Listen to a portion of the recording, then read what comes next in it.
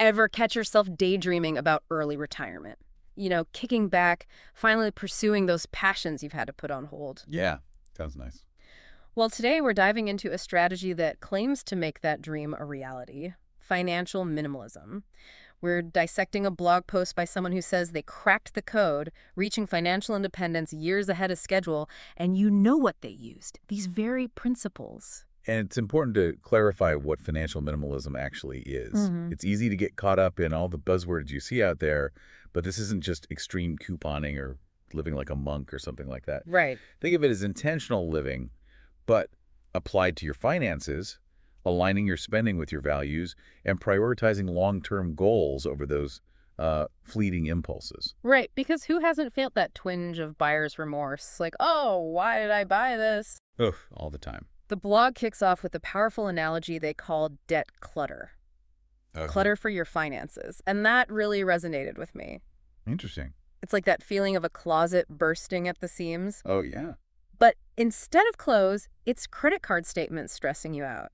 The author claims tackling debt head on was a cornerstone of their early retirement. It's remarkable how much mental bandwidth debt consumes, Oh, yeah. Behavioral studies even show that it's not just the actual number, it's the psychological weight of it that can sometimes hold you back from making sound financial decisions. Right, it's always in the back of your mind. Yeah, imagine trying to plan a cross-country road trip, but you're constantly worried about running out of gas. Ugh, the worst. That's debt weighing on your financial journey. So how do we declutter those finances?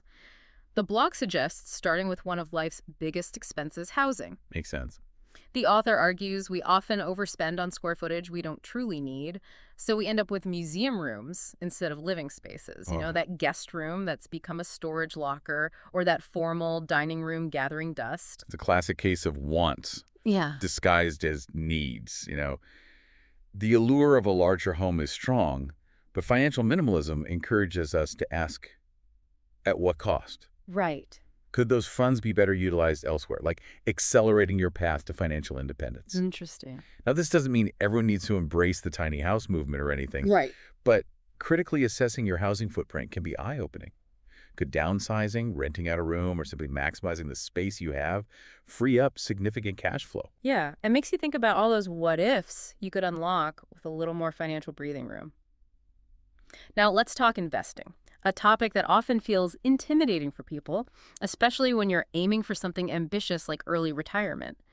But the source keeps it refreshingly straightforward, advocating for low-cost index funds as the cornerstone of their strategy. And there's good reason for that. Imagine trying to handpick the winning stocks in a horse race. Right. Daunting, right? Yeah. Index funds are like betting on the entire field. Interesting. You capture the market's overall growth while minimizing the risk associated with individual stocks.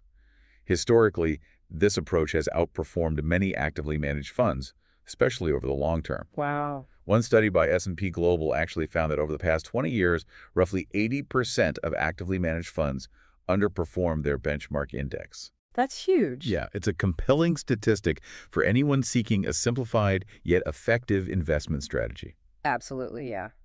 And speaking of simplifying things, the blog also highlights the power of automation, essentially putting your investments on autopilot. It's like having a personal financial assistant working for you 24/7.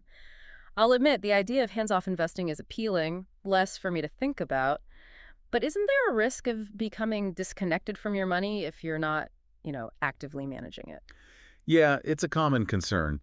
But automation isn't about blindly trusting a black box or anything like that. Okay. Think of it like setting a course on a ship's navigation system, right? Okay. You input the destination, the system charts the most efficient route, and constantly adjusts for wind and currents and all that. Right. Similarly, you define your financial goals and risk tolerance, which basically means how comfortable you are with potential market fluctuations.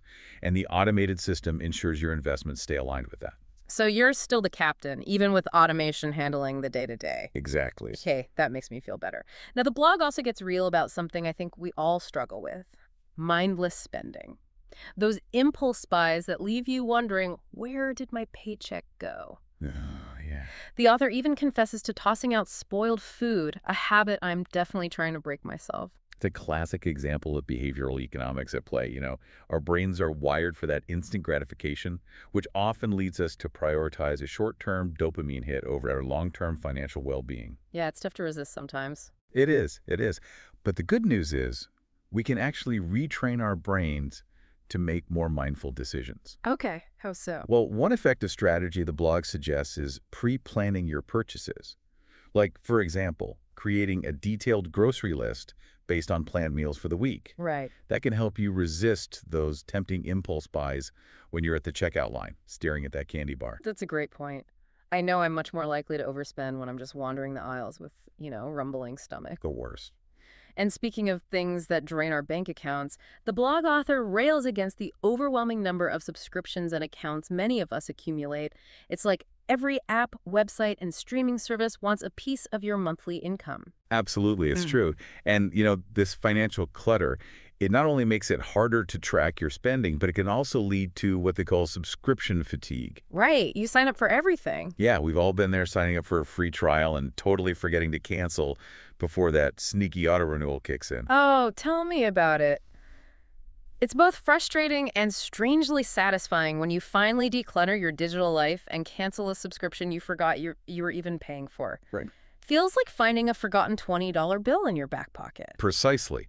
Small victories, but they really do contribute to a sense of control over your finances. Consolidating bank accounts and streamlining subscriptions not only simplifies your financial life, but can also unearth hidden savings in the form of reduced fees and unused services and things like that. Yeah, absolutely. Now, let's shift gears a bit and talk about another major expense. Cars. Okay. The blog author champions seeking out less expensive transportation options, even going as far as relying primarily on public transportation to avoid those hefty car payments. It's a bold move, especially for those of us accustomed to the convenience of having our own wheels. It's about challenging assumptions. We often view car ownership as a non-negotiable, especially in certain areas. However, financial minimalism encourages us to calculate the true cost of car ownership. Right, there's so much more to it. It's not just the monthly payment.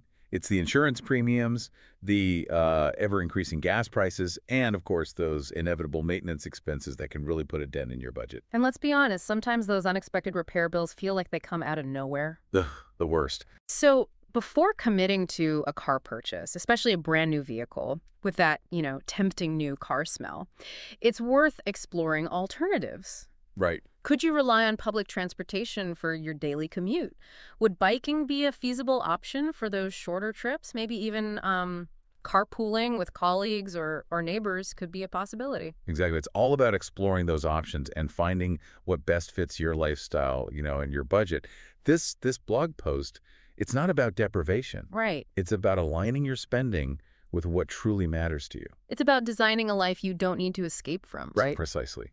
And this blog post, it's given us a lot to consider today. It really has. It's like a blueprint, for taking control of your finances and using them as a tool to really achieve your dreams, whether that's early retirement like we talked about, or pursuing a passion project, or even simply just having more freedom and flexibility in your life.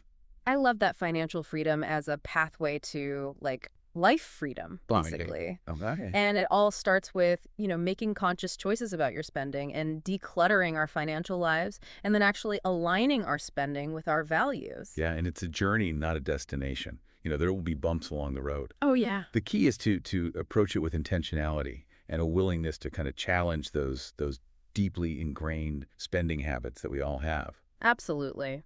So as we kind of wrap up this deep dive into financial minimalism, let's leave our listeners with a final thought-provoking question to think about. Okay.